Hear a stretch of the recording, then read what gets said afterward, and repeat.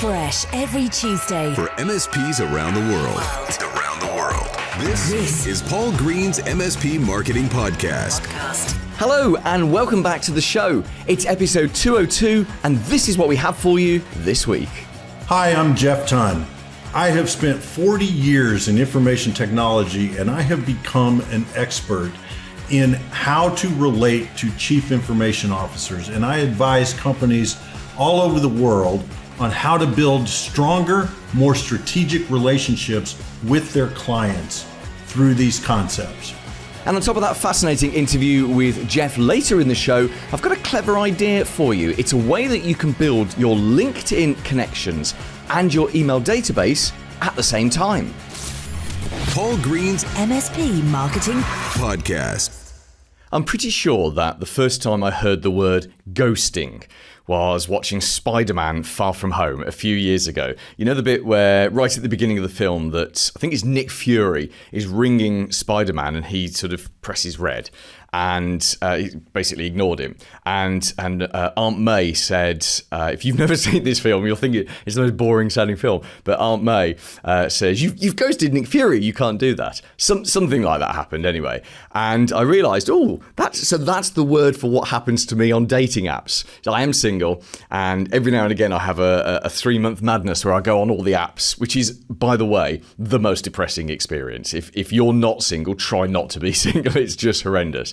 Dating apps are horrendous anyway. Anyway, this concept of ghosting, I think we all understand this. It's where someone just goes quiet. So you're in the middle of a conversation or you're in the middle of something and the other party goes quiet. And I guess it's been happening forever. It's just these days it has a word, and technology makes it so much easier. So you're chatting away on your dating app and the next morning you say to someone, hey, how are you today? And they don't reply. And it's just horrendous because it just triggers off this whole thing of uncertainty and doubt, and you second guess yourself, and it's awful. And the thing is, prospects do it too. In fact, I was talking to an MSP just yesterday, and he said 3 prospects in a row have said yes to him and then ghosted him. And we delved a little bit into that. And because I'd never heard of, I've heard of the odd one now and again, but 3 in a row. In fact, I set him a task to go and look for patterns in them or patterns in his behavior or his business's behavior. What's changed? What have you done differently? Because if 3 somethings in a row has happened, then something somewhere has changed. People don't just start doing that. So that's something he's gone to do. But his prospects, they've said yes to him. They've said, yes, we want to go ahead. He's put together the contract and then nothing. Radio silence. He hasn't heard from them, and he hasn't been able to get hold of them to find out what happened. I mean, it would drive you crazy. I know I joke about doing it in dating terms, but let's get serious. In business terms, that's awful. When someone has said to you, yes, I want to do this, it's like someone saying that they will marry you, and then you can't get hold of them to arrange, is it going to be a church or a register office or Vegas, So anyway, there is a way around ghosting, because the thing about ghosting is it's more about them than it is about you. It's very easy for those of us on the receiving end of ghosting to take it personally, to think it's something that we have done. But what you've got to remember, and this is not dating advice, this is business advice, marketing advice. What you've got to remember is it's about them and something that's happening in their world or their life. Maybe they've got a big project. Maybe they've got an interruption. Maybe there's something happening in their personal life or in their business life which is perceptually more important to them than switching MSPs or signing up with a new tech support firm.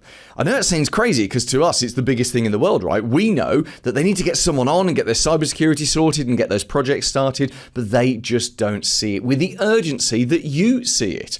So you've got to, as with a lot of marketing, you've got to take yourself out of your head and put yourself in their head and in their heart and ask yourself, what do I think has caused this? What is causing this complete breakdown of communication?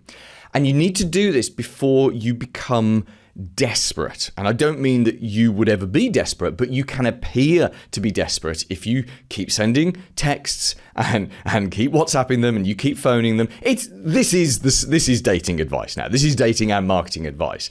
No one wants to be that person where it's a constant one-way stream of communication, because that is just depressing. So what do you do if you think someone has ghosted you? Well, there are a couple of communications and types of communication that seem to cut through more than anything else. For example, writing a letter. So in the digital world that we're in, where everything is digital, physically writing, and I mean handwriting a letter, licking a stamp and putting a stamp on an envelope. Are there any stamps left that you can lick? Certainly here in the UK, they're all self-adhesive. Anyway, writing a handwritten letter and sending that to them in the mail, that cuts through because it requires a modicum of effort. Anything that requires a modicum of effort cuts through. Sending them a box, what we call an impact box, which we've talked about on this podcast, very early days, I think, right back in 2019 or 2020, that cuts through because it's a box that has in some merch, some gifts, some candy, whatever, and again, you could put a handwritten letter in that. In fact, the impact box cuts through 10 times more than a handwritten letter does. A letter sits on their desk. An impact box has the staff going, what's this? You weren't expecting something. Do you know what it is? So those kind of methods of communication cut through. But there's also ways of asking questions of them that can really cut through. So for example, there's an amazing book. It's called Never Split the Difference by Chris Voss. He's the former FBI chief hostage negotiator. And he has an amazing email if you're being ghosted. The email subject line is this: have you given up on this project? So you send them an email, or in fact, you could put this in a written letter as well. Have you given up on this project? And the body is very simple. Hi Dave, it's been a few weeks since we spoke about your technology or moving your technology. Is this something you still want to do? Right? And that email, we've used that email ourselves when we want to get through to someone and when we've essentially been ghosted. And that's not just in sales, that could be just in setting things up, building partnerships. 99 times out of 100, when you do that email and they respond, it's nothing to do with you, it's to do with them. They've had something come up, there was a personal crisis, there was somebody left, the budget's gone, and they're too embarrassed to tell you. There's a whole number of different reasons, but what it does is it's the last attempt at shaking them and waking them so that you get something out of them. An MSP I work with called Mitch also recommended another way of putting that. Thank you for this, Mitch. Mitch suggests, where do we go from here? Which is another way of saying the same thing. Where do we go from here? And that particular phrase works really well for him. So I hope that you don't get ghosted by prospects or dates, but if you do, try one of those emails or try some other method of cutting through. You remember, it's never about you. It's always, always about them. Here's this week's Clever idea. One of the core marketing principles that I teach to MSPs all around the world is to use a very simple 3-step marketing strategy. These are the 3 steps. You build multiple audiences of people to listen to you. Then you build a relationship with them, and that's typically done through content marketing. And then you commercialize that relationship. And that commercialization is typically done by someone making outbound phone calls on your behalf. Not cold calling, it's warm calling, because they're calling the audiences that you have built a relationship with through content. Now, if we go right up to the top step, that's where it all starts. And that's where you have to do the hard work of building multiple audiences. And you could, if you had the time and resources, build as many audiences as you could. For example, we have this audience. So by listening to my podcast, you're in an audience there. Thank you very much for listening.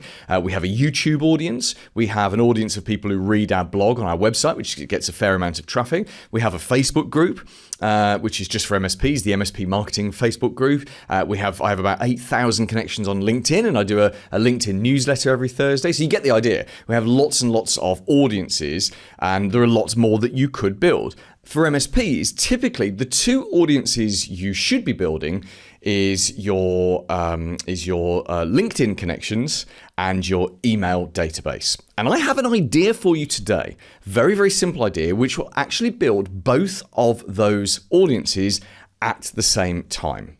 It's very simple. Here's what you do.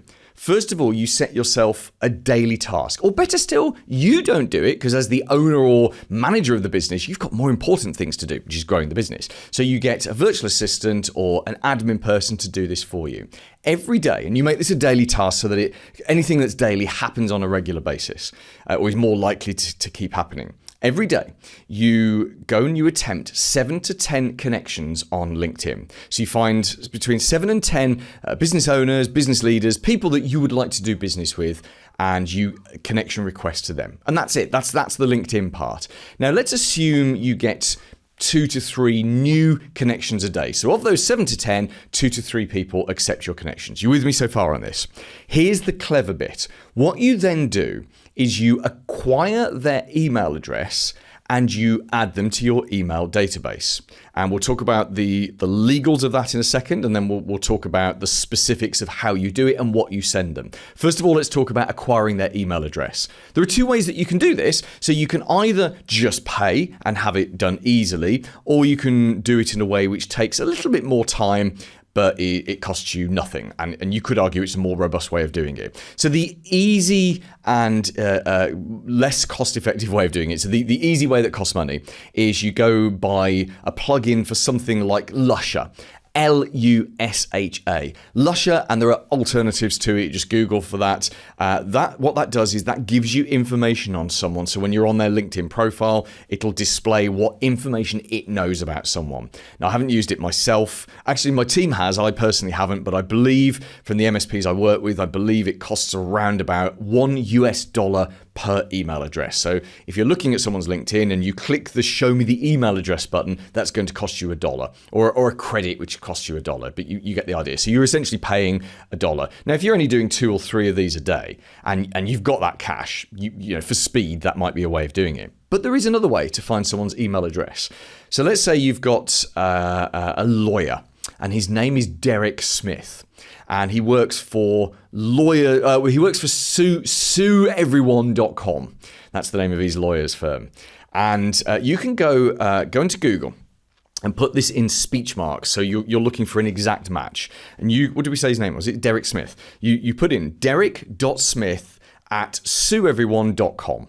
So that's his website, SueEveryone.com. His name is Derek Smith. So you put in derek.smith@SueEveryone.com in speech marks and you search for that. And if kind of nothing comes up, or you know how Google suggests an alternative search, or maybe even shows you results for an alternative search, if it's found nothing, that tells you his email address is not Derek.Smith. So then you try dsmith@SueEveryone.com, then you try Derek S, then you try Derek, and you know you could there's probably about 5 or 6 different variations of someone's email. But most people in most businesses, they have either first name dot last name, or first name last name, or just first name, or first letter of the first name, surname. There's a number of variations you can work through.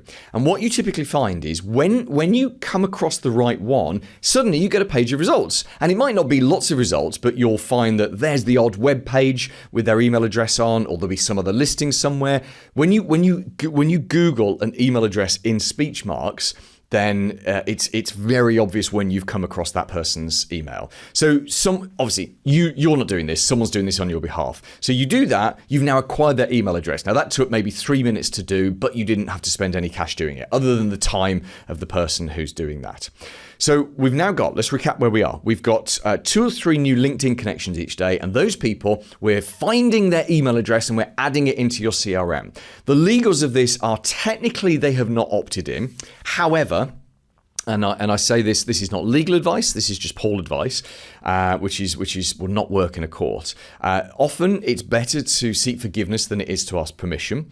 If you're adding 2 to 3 email addresses to your CRM, you're not going to trigger off many spam filters. The reality is when you email them the first time, and I'm going to tell you what email to send to them, the vast majority of people are just going to ignore it, or read it and undo it, or maybe unsubscribe. The thing we want to avoid more than anything is someone hitting the spam button. But it's I've worked with lots of MSPs doing this, and the proportion of people that hit the spam button is lower than you think.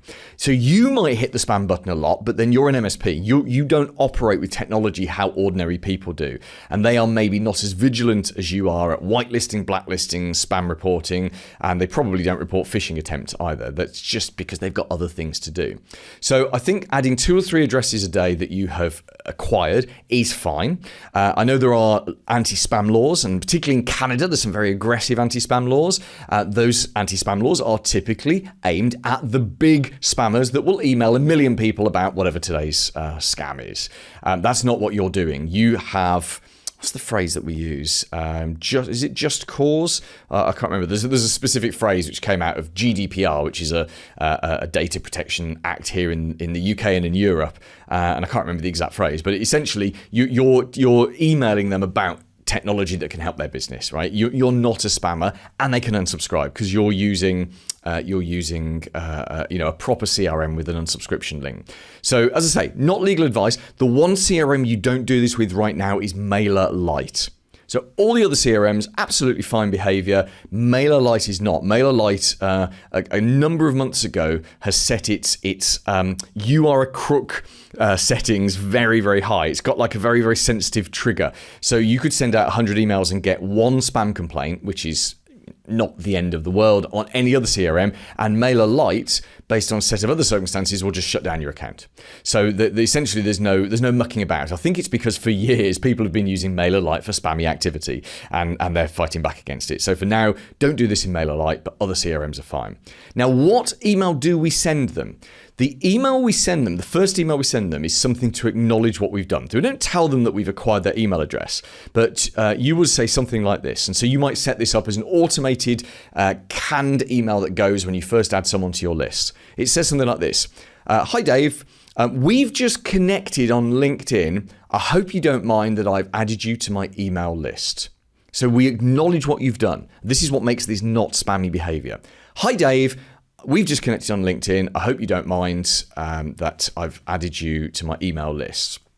And then you'd say something like, I'm going to send you occasional emails, or better, I'm going to send you one email a week with technology advice that many other insert industry find of interest. So with technology advice that many other lawyers, dentists, chiropractors find of interest. The idea being we want this person to open this email, see a word that's relevant to them, which is lawyers, CPA, accountant, whatever it is they do, and kind of go, okay, and just click back. Or they make a conscious decision to unsubscribe, because that's fine too. If they don't want the emails, we want them to unsubscribe. There's nothing worse than emailing people who don't want your emails, right? Why don't more people unsubscribe? They just don't. So we send in that email. We've connected on LinkedIn. Hope you don't mind if I add you to my list. Lots of advice that's of interest to other lawyers.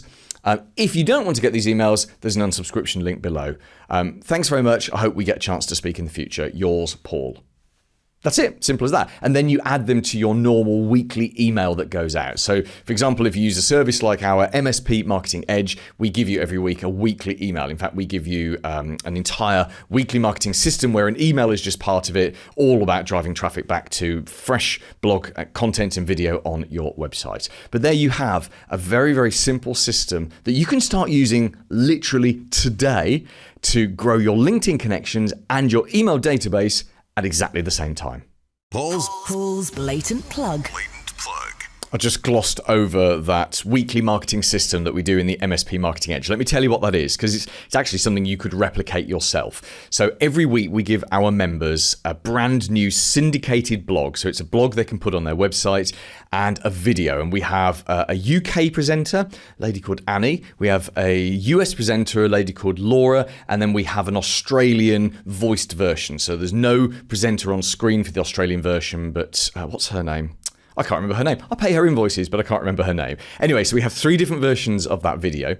So the idea is that you take the blog and the video and you put that on your website. So you've now got a blog article about something that's of interest to ordinary business owners and managers, and there's a video on the same subject, and the 2 things go on the same page. That's the first step of the weekly marketing system.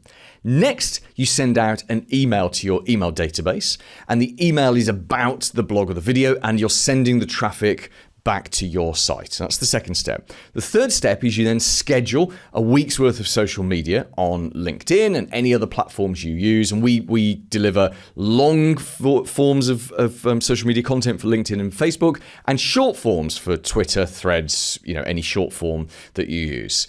Does anyone still use Twitter? Apparently. And that's the third step. And one of those social media posts drives traffic back to your blog. So you see how this is a system. This is about integrating everything. And then the final step is you take that blog and you turn it into a LinkedIn newsletter, because LinkedIn newsletters algorithmically are still very, very important. That weekly marketing system is the crux. I mean, if you were to do that and implement that in your business, we're talking a few hours work, and my team literally hold your hand while you're doing it. If you do that, you've got a system, a marketing system that 80% of other MSPs don't have. It's so powerful. And there are so many other things as part of the MSP Marketing Edge. It's not just that weekly marketing system. We have tools, videos, things that can go on your website, guides, press releases, there's training, you have direct access to me, there's an unlimited number of things. The thing is, we only work with one MSP per area. So the thing to do first is to see whether or not your area is available. Go to mspmarketingedge.com. You can pick your country and then put in your postal code or your zip code, and it will tell you whether or not we're working with one of your competitors or not. It won't name your competitor, but you'll see if your area is free. If your area isn't free, please do join the waiting list. Every now and again, someone gives up their membership, and we will be in touch and give you, if you like, first refusal on it before we start marketing it to other MSPs. So you can check that now at mspmarketingedge.com. The big interview. Hi, I'm Jeff Tunn. I'm a speaker, an author, and I like to say an explorer of leadership. And especially an explorer of leadership within the MSP space, because I know you're going to talk to us today about the voice of the CIO. Thank you very much for joining me on this podcast, Jeff. Let's talk about your career first of all. So what gives you the right to come onto this podcast and be an authority on the voice of the CIO? Tell us about your background. 40 years in technology. I guess that's what gives me the authority. I started in tech 40 years ago as a programmer. That's what we called ourselves back then. Now you would call them a developer or maybe even a dev. But I spent most of that career on the practitioner side of the desk, growing through the ranks of management, working for various companies, various industries, but became chief information officer for two separate companies here in the U.S. where I'm from. I'm in Indianapolis, Indiana, and was privileged to lead a couple of organizations as their CIO.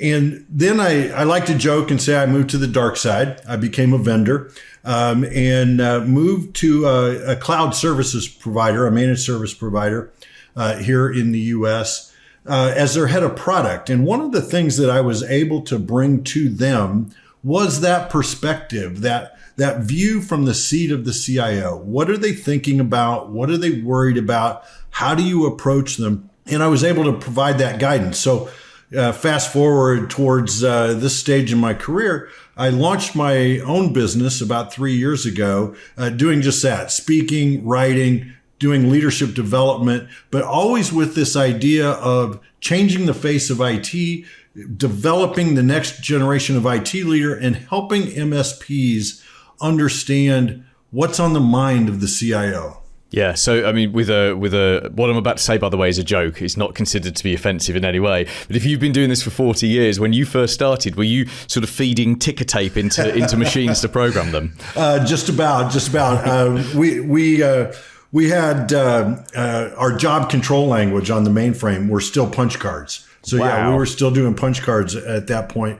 But our software, our programs were actually typed into a 3270 screen for those of you that are old enough to remember those. And, it was pretty slow going. I can remember joking that, hey, we programmed in color. We had both amber and green, for our screen. So it was quite a thing when the graphical user interface came about in the 90s. Yeah, no, I bet it was. I live here in the UK. I live about 10 miles from something called Bletchley Park, which I'm not sure if that's something you've heard of. But here in the UK, it's where during World War II, all of the code breaking efforts were. So it was super top secret. Actually, until the 90s, it stayed a secret for 50 years after the end of the war. And it's now home to the most amazing interactive museum that shows you about code breaking. It's also home to the UK's National Museum of Computing, which is fascinating because it has technology from the 60s 60s up till pretty much 10 years ago. And you see those massive, you talk about mainframes, which even to someone like me, I'm only 48, don't really know what a mainframe is other than a big computer. And you see them working in these massive rooms, and you realize that, your mobile phone that you've got in your pocket has, 3 million times more computing power than something that's taken up this room. It's a pretty awesome thing, especially an awesome thing to take your kids to see. Anyway, we digress. Let's come back to Chief Information Officer, just so everyone listening is absolutely clear what that is. What would you describe as a Chief Information Officer? What's their role, and what do they do, and how is that relevant to MSPs? A CIO, Chief Information Officer, is the senior leader of technology for an organization. They may not have the title of Chief Information Officer. They might be a VP of IT in smaller organizations. They might be a director of IT, but they are the top level person that is responsible for managing and directing the strategy on how the organization leverages technology to deliver their goods or services. And so that person is, they have this complex role of, they have to understand technology, most certainly, but they also have to understand the business and how the business provides value to its customers so that they can always bring solutions with that technology lens in their mind as they're working with their business peers. And so from an MSP point of view, we're talking about a very high-level strategic relationship. Yes. Yeah. From an MSP perspective, it's your customer, right? Most of the time, even if you're dealing with a vice president or director and you're selling MSP services, most of the time, because it's really, you're asking your client to outsource some of their services to you, the CIO is going to be involved in that decision, whether they're right there at the table with you or whether they're behind the scenes making a decision. But that decision to partner with an MSP, and I don't throw that word around loosely, partner, really when it comes to MSP, you become an extension of their technology team. No matter what service you're providing, it might be help desk, it might be managed network, it might be managed security, whatever it is, you're becoming a partner to that. And because of that, that CIO is going to want to make sure that you are the right partner to solve the problems that he or she is trying to solve. It's interesting you throw that word partner out there, because it's probably one of the most abused words in the channel right now. Any vendor gets a new client, let's say an MSP, and immediately they're a partner. And as you said there, you're not a real partner until you're in bed together and you're having every meal together and everything is the same. Well, I talk about that a lot, Paul, about this concept of partnership. Every vendor that walks into a CIO's office says, I want to be your partner. It got me thinking as a CIO, what does that mean, partner? And so I started thinking about, well, if I want my vendor partner, my MSP to treat me as a partner, I needed to treat them as a partner. And I boiled it down to 3 words: trust, transparency, and respect. And if our relationship is based on mutual trust, mutual transparency, and mutual respect, I feel like we have a partnership, and then we can do business together. So here's the interesting question then, and I love the 3 letters you've got there. The interesting question is, if you assume the average MSP isn't truly partnering with its clients, so its early clients, yes, it may have partnered with just through over-servicing, because the new keen business owner was so keen to make an impact on their clients. But as they get busier and as they take staff on, that service level has normalized, and they aren't true partnerships. It's a service provided. How do you, as an MSP owner, how do you move from doing a good job to being a genuine partner, a genuine CIO to your clients? Well, I think one of the first steps is you have to have senior level people on your staff who can sit down and have a conversation with the CIO, with those senior IT leaders about what are their business challenges. I always told my vendors, I would know we have a good relationship when you do 2 things. Thing number 1, you tell me when I'm wrong. because I don't know everything, and I don't need people just saying yes all the time. I need to know when I'm making a mistake. And the other one was to tell me when you can't do something, because you're not good at everything. Where are your specialties? What things are you, to use Jim Collins, what are you best in the world at? Right? And those are the things I need to know and understand. The rest of it, I'll use a different partner for, and that's okay. We'll be stronger because of it. So I think that's the key, is you have to elevate those conversations to find out, what's on the mind of the CIO. Probably it's not your call volume if you're doing help desk services, but more than likely it's what kind of customer experience are you giving to my end users. And if my end customers are calling in to that help desk, what experience are you giving them? That's what I'm going to care about more than the number of tickets that you're closing for me.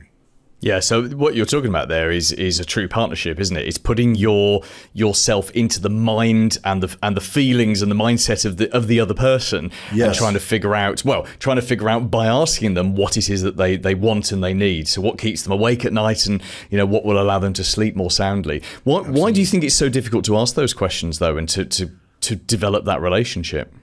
Well, first of all, a lot of CIOs, they're in that position, and they don't always trust their vendor. And I go back to the words that I used at the beginning there, the trust, transparency, and respect. We start these relationships very cautiously, and I'm not gonna show you behind the scenes because, gosh, Paul, I just know you just want to sell me some more stuff, right? So that's going to be my approach. And so we're kind of dancing this tenuous dance, right, with each other. And what I found as CIO was it took me opening up about my business and my department before I really got that mutual communication going with my vendors. And what I would do is I do an annual an annual planning summit where I take my team off site. And I started inviting my vendor partners, not everybody. If you sold me paper clips, you probably weren't going to be there. But if you were a true partner with me, you would be at this summit, and you would see my budgets. You would see my business plans. You would see my strategy, what we've been successful at and what we haven't been successful at. And yeah, that opened me up to, hey, Jeff, I can help you solve that problem. And many, many times they could, because I took the time to open up. So I think it's a two-way street, which is not always what you want to hear. When you're on the MSP side of the desk, it's like, how do I break down that barrier?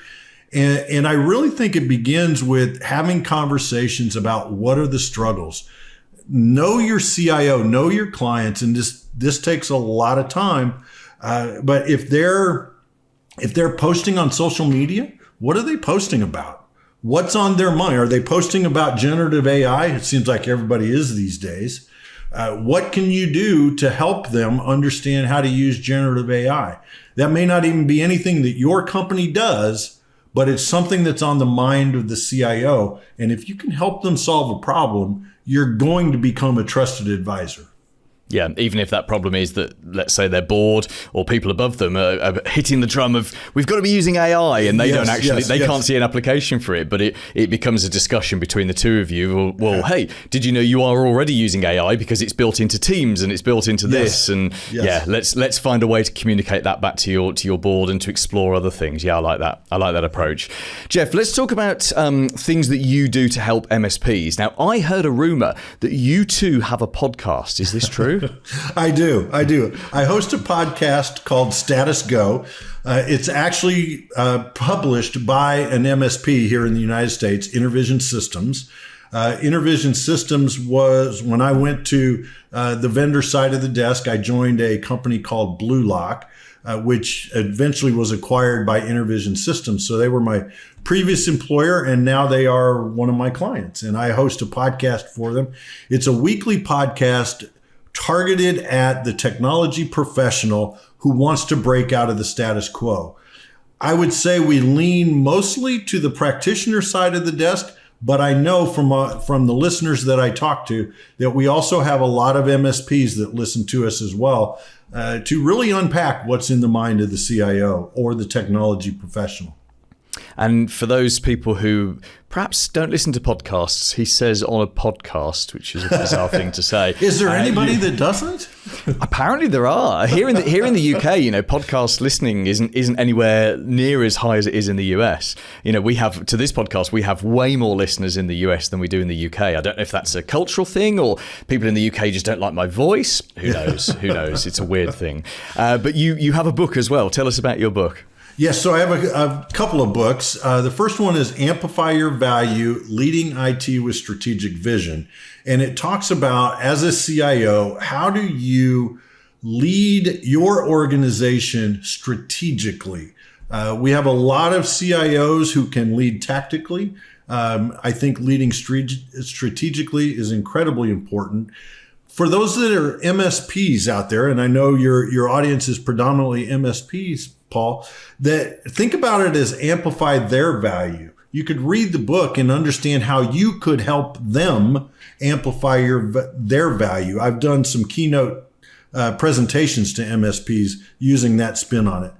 The other book that I've written is called Amplify Your Job Search. I wrote this really at the beginning of the pandemic when so many people were losing their jobs.